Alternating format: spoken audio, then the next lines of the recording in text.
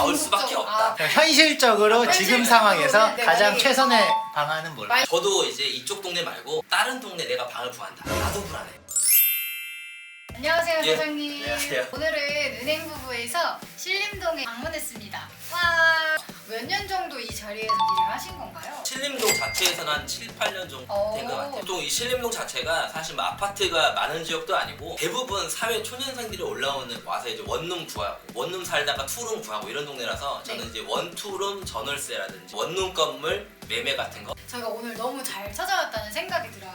저희도 궁극적으로는 아파트로 당연히 들어가고 싶은데 아기가 초등학교에 입학하기 전까지 할 수 있는 몽테크잖아요. 이제 신랑과 얼마 전 협의를 했던 게 빌라에 거주를 해서 몽테크를 하면서 이제 갭 투자로 원하는 아파트를 매입을 하자. 그래서 그 아파트에 나중에 들어가자 이런 계획을 세웠는데 그래서 오늘 배울 수 있는 부분이 되게 많다는 생각을 했어요. 빌라 전세 차원에서. 제가 이제 말은 해드릴 수 있지만 네. 전적으로 제 말을 믿으시면 안 되고 아, 그럼 그 사람의 생각이다. 생각일 뿐이다. 네. 알겠습니다. 구독자님 분들도 사실 신혼부부분들 진짜 많으실 텐데 부익남 같은 굉장히 유명한 채널의 이제 유튜버 분들도 항상 얘기를 하시는 게 인잣돈 문제와 관련해서 처음에 빌라가 굉장히 좋은 사다리가 될 수 있다라는 얘기를 많이 하시잖아요. 그래서 보통 어떤 형태들을 빌라라고 하는지 종류를 설명을 해주시면은 되게 큰 도움이 될 것 같아요. 그러니까 매매를 할 거 아니면 전월세를 살 거라 하면 뭐 다세대나 다가구나 큰 상관은 없어요. 근데 두 개의 큰 차이가 뭐냐면 다세대는 네. 아파트랑 거의 비슷하다고 맞아요. 보면 201호랑 202호 202호가 주인이 다르잖아요. 빌라도 201호랑 202호 주인이 달라요. 근데 다가구는 201호하고 202호 주인이 똑같은 같아, 그러니까 네. 다가구는 건물 전체에 네. 소유자가 한 명, 소유주가 한 명인 거고 다세대는 호수별로 주인이 다를 수가 있는 거죠. 이제 가끔 한 사람이 다 소유하는 경우도 있는데 다세대 주택인데도 네, 불구하고 다세대 201호, 202호, 301호 부자죠. 근데 네. 그 사람 돈이 많은 거예요. 그렇죠. 네. 아파트 한 동을 누가 다 갖고 있다. 아, 이렇게 그쵸, 생각하면 되는 거예요. 부러우신 분 질문을 드리고 싶은 저도 이제 은행에서 근무를 하다 보니까 전세 대출을 정말 많이 해요. 다세대 주택은 말씀하신 것처럼 아파트랑 굉장히 유사한 형태고 등기가 호별로 각각 되어 있기 때문에 그 등기 부등본을 봤을 때 저당권이 없고 을구가 깨끗하면 보통 대출이 다 나오거든요. 그런데 다가구 주택은 전세 대출 할 때 훨씬 절차가 복잡하고 다른 호수에 임차인이 있는지 다 살펴봐야 되고 임대인의 어떤 협조도 다 필요하고 그래서 다가구 주택은 사실 뭐 주택 담보 대출이든 전세 대출이든 잘 나오는 경우를 솔직히 본 적이 없어. 은행에서도 네. 전세 대출 누가 이렇게 신청하면 복잡하잖아요. 네. 부동산도 마찬가지예요. 201호로 봤어요. 네. 그럼 201호 등기만 하나 보면 돼요. 다가구예요. 건물 전체에 말씀하신 대로 등기상에는 먼저 살고 있는 세입자들의 그런 정보가 안 나오잖아요. 제가 사실 이것 때문에 영상을 출연하려고 한 거 법이 좀 개선돼야 된다. 네. 안 되면 전세 사기가 계속 나올 수밖에 궁극적으로, 없다. 보통 이제 부동산에서 이 세입자가 전세가 2억이다. 이거 2억을 들어가도 되겠다 안 되겠다 판단하는 거는 이제 건물 시세 다세대 제외하고 네. 이 건물은 시세가 한 10억 정도 될 것 같다. 예를 들어 융자가 뭐 5억 있다. 네. 그러면 이제 50%가 차 있잖아요. 그렇죠. 그리고 다른 세입자 보증금이 아예 없어. 네. 2억으로 들어가. 네. 그럼 합의 7억이니까 네. 만약에 10억짜리 건물이 경매 넘어갔을 때 얼마에 낙찰될지는 아무도 모르죠. 그렇죠. 지방은 잘 모르겠고 네. 서울에서 2호선 근처인데 낙찰률이 쭉쭉 떨어질 거라고 생각은 안 해요. 최소한 7억이라는 낙찰이 되겠다. 그러면 2억으로 들어가라는 거죠. 계약 쓰죠. 근데 주인이 이제 세입자 보증금 없다 그랬는데 난 부동산 그걸 믿었어. 근데 알고 보니까 거기 세입자 보증금이 많아. 주인이 말만 안 한 거예요? 실제로는 그 세입자 보증금이 5억이 있어요. 아 비일비재까지는 아닌데 아. 그렇게 주인이 맘먹고 사기를 치려 하면 네. 우리 집 없어 세입자 아무도 없어. 그럼 어떻게 해요? 그럼 가서 노크를 일일이 노크 다 해볼 수 있죠. 해볼 수도 있지만 네. 어느 세월 그 노크 누가 문 열어주겠어요. 살고 아. 있어도. 지금은 주인이 부동산에 그 서류를 써주면 네. 우리 집에 전입세대 열람이나 확정일자 부여 현황을 떼라 이거를 네. 서류를 써주면 해줄 수 있어요. 예전까지는 일단 부동산이 동사무소 가서 몇 번지 전입세대 열람이나 확정일자 연락을 떼주세요 하면은 동사무소에서 네. 아 예 떼주겠습니다라고 하나요. 제 3자니까 뗄 권한이 없어요. 부동산은 이거를 확인하고 싶어도 일단 주인 말을 믿는 게 일단 이제 첫 번째예요. 사실 부동산을 오래 하신 분들은 네.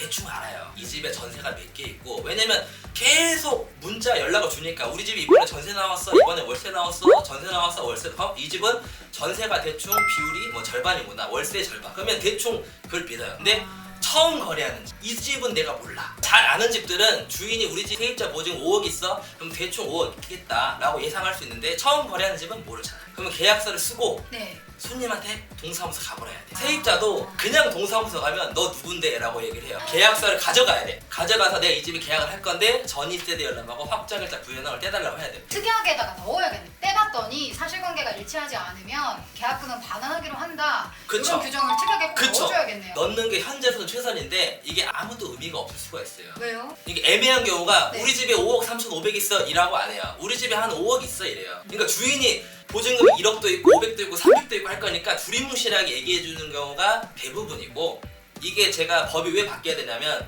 요즘에 전세 사기 터진 거 보면 네. 주인이 거짓말하는 경우도 있죠. 공인중개사가 거짓말하는 경우도 있어요. 공인중개사라서 그랬다기보다 이거 사기꾼이 공인중개사를 한 거지. 몰라서 어쩔 수 없이 의도치 않게 그렇게 될 수도 있어. 알면서 이 적극 가담을 했다. 그러면 이건 이제 사회적으로 진짜 매장을 다. 방식이 어떻게 적극 가담을? 여러 가지 이유가 있죠. 네. 공인중개사가 내가 주인이야. 우리 집 10억짜리인데 융자 5억 있고 세입자 보증 이미 5억 있어. 근데 지금 방 2개 있는데 전세 한 2억씩 맞추자. 내가 너한테 1,000만 원 줄게. 1,000만 원 준다고요? 그러면 이제 눈에 돌아가는 거죠. 고민을 하는 거지. 에이 설마 문제 있겠어 하고 할 수도 있고 당장에 터지는 게 아니니까. 그러니까 손님 입장에서 주인 말을 믿어도 사기를 당할 수 있지. 이런 공인중개사를 만나면 네. 사기를 당할 수 있는 거죠. 물론 이제 일부의 공인중개사고 이런 게 뉴스에 나오는 거죠. 아니 그건 나도 아니어도 언제 좀 자금이 쪼달리면 나도 여러 부동산 돌아보니까 제일 좋습니다. 법이 바뀌는 게 제일 좋네요. 어떻게 아, 바뀌었냐면 네. 전입세대 확인서랑 네. 확정일자 부여 현황. 전입세대 확인서에는 네. 이 건물에 전입한 사람들이 쭉 다 나와요. 여기에는 문제는 네. 금액은 아니야. 그거는 확정일자 그쵸. 부여 확정일자 부여 현황이 나와. 확인해라. 이게 이제 키포인트인데, 근데 여기서 문제는 301억을 딱 봤어요. 302호를 봤는데 304호가 없어요.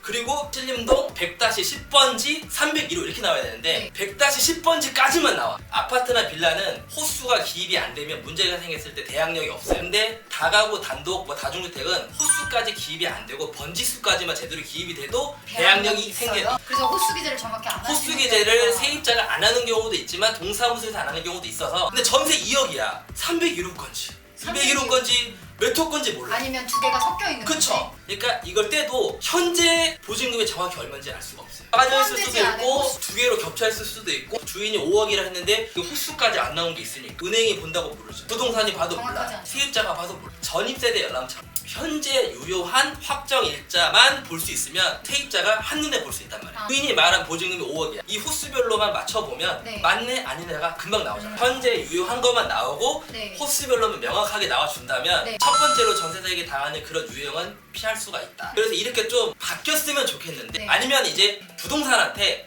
그냥 주인 동의 없이 뗄 수 있게끔 해줘야, 그래야 부동산도 할 말이 없을 거 아니에요. 지금은 그런 권한도 없는, 개인정보 거죠, 보호랑 이게 좀 부딪힐 수는 있는데 이제 개인정보가 우선이냐 아니면 개인 전세금이 우선이냐. 아파트는 등기부등본을 아무나 뗄 수 있잖아요. 등기부 등본은 누구나 다 뗄 수 그런데 있는데 그런 정보까지 이런 나오지 정보까지는 않아. 위임장 이런 문제로도 해결할 수도 있겠네요. 임대인이 방 내놓았을 때 위임장을 다 써줄 수는 없잖아. 여러 부동산 세입자분들이 잘 모른다 하면 좀 부동산에 같이 좀 가달라고. 일단은 계약금 뭐 5%든 10%든 걸었으니까 그거 확인하고 같이 가달라고 확인해달라고. 근데 부동산에 가서 확인했는데 호수가 안 나와서 어떻게 부동산 들어? 이게 가장 큰 문제야. 임대인이 밝히지 않은 금액이 숨어 있을 수도 있다. 저도 항상 진짜 다가구주택 대출이나 전세출 할 때 너무 궁금했는데 오늘 해소된 게 진짜 많습니다. 정책이 바뀌면 참 좋겠지만 이건 정책 바뀌면 좀 늦잖아요. 현실적으로 지금 현실적으로는 상황에서 네, 가장 만약에 최선의 방안은 뭘까요? 저도 이제 이쪽 동네 말고 다른 동네 내가 방을 구한다. 나도 불안해. 야 그러면 부동산 뭐하러 껴서 하냐? 직거래를 하지. 그것도 맞는 말이야. 근데 오래 한 부동산들은 네. 숟가락 젓가락 개수까지는 모르더라도 저 집은 항상 월세가 많이 나온다, 전세가 절반, 이런 것들 대충 알아요. 그러면은 아 대충 여기는 들어가면 안전하겠구나 안 하겠구나 좀 판단을 할 수 있어요. 약간 저도 자주 거래하는 집들은 대충 알죠. 제가 이 집을 왜 땄냐면 처음 거래하는 집이었어. 방이 여기가 50몇 개인가 그랬어요. 내가 계약서를 갖다 줄 수 있냐 하니까 계약서 50 몇 장 들고 다니겠어요? 주인이 그럼 내가 호수별로 세입자 보증금 적힌 거 갖다 주겠다. 봤어요. 보증금이 전부 다 3천, 2천에 2천에 뭐 40, 3천에 30. 아 그러면 이 정도면 안전하다. 이제 건물 시세가 7, 80억 그러게, 됐어요. 그래. 혹시 몰라도 손님한테 우리 가서 한번 혹시 떼보자. 그래서 뗐죠. 그래서 이게 나온 거야. 근데 이 집은 뭔가 통할 때 좀 찝찝했어요. 뗐더니 여기 얼마에 적혀있어요? 8천만 원. 다 3천, 2천이었는데 8천이 나오네? 다음 장이 7천이 나오네? 그 다음 장이 9천이 나오네? 호수가 안 나온 집들도 물론 많이 있었고 네. 호수까지 나온 것 중에서 절반이 전세였어요. 주인이 얘기해준 그 임대표는 뭐예요? 가짜였던 거지. 그럼 거래를 안 하셨나요? 그거? 안 했죠. 부동산 일을 짜증나요. 이거 깨진다고 수수료 받겠어요? 근데 지금 아쉬운 소리 부동산 다 해야 돼. 알려주신 거랑 너무 다른데 다행히 일단은 그 손님은 다른 집을 이제 구해주긴 했는데 아무튼 이런 경우가 부동산도 당할 수 있는데 다 그런 건 아닙니다. 대부분 안 그래요. 1%라 해도 그 1%가 내가 돼버리면 난리가 나는 거죠. 그 전세보증보험 이제 들 때 임대인이 그 선실채권 확인서 써줘야 되는데 그 거짓말이면 어떡해요? 그러니까요. 근데 지금 그게 딱 이런 경우네요. 주인이 계약서까지 갖고 왔네? 근데 내가 사기칠 거면 계약서 위조 못 할까요? 그래도 믿을 만한 건 동사무소 사기 안 칠 거 아니야. 그러니까 그 명확한 서류를 세입자만큼은 명확하게 쉽게 볼 수 있게끔 해줘야 해줘야 된다. 세입자가 서류를 떼서 부동산에 이거 주인이 말한 거랑 다르다 확인해봐라. 부동산도 다르네? 그러면 정상적인 부동산이라면 조금 이런 좀 사기는 좀 예방할 수 있지 않을까. 그래도 부동산을 들려야 되는 게 아까 말했지만 보통 전세는 저도 제가 아는 집 위주로 하기 때문에 직거래 하는 것보다는 네. 그래도 한 번의 그 안전장치는 있다.